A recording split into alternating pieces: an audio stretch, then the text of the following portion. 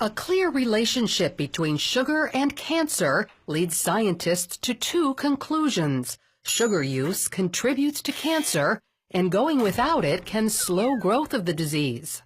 100 years ago, most folks consumed only 4 pounds of sugar a year. That's this much. Now, however, the average person takes in 40 times this amount, 160 pounds of sugar a year. That's this much. Food manufacturers add enormous amounts of sugar, usually in the form of high fructose corn syrup, to products we consume all day, every day. Coffee drinks and cereal, soda and snacks, even foods you wouldn't expect like spaghetti sauce and peanut butter. This tiny container of yogurt contains more sugar than a candy bar.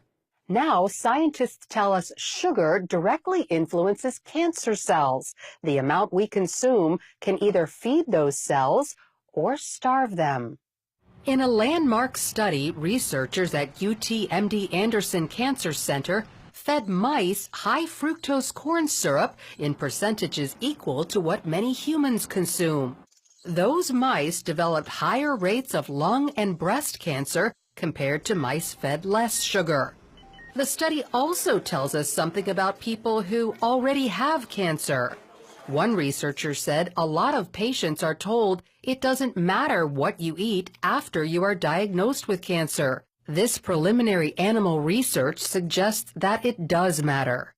And it just absolutely amazes me that medical science is just now finding this out.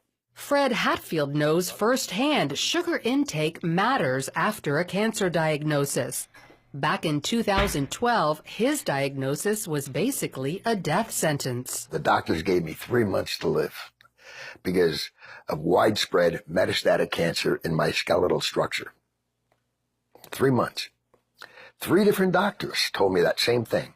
It's a horrible, horrible feeling to have someone tell you that the person that you love only has 3 months to live and you're not going to be with him anymore.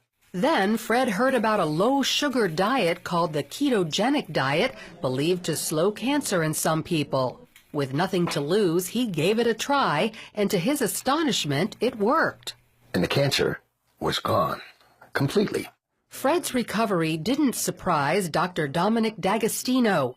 His team at the University of South Florida discovered mice with highly aggressive metastatic cancer continued living when fed a ketogenic diet.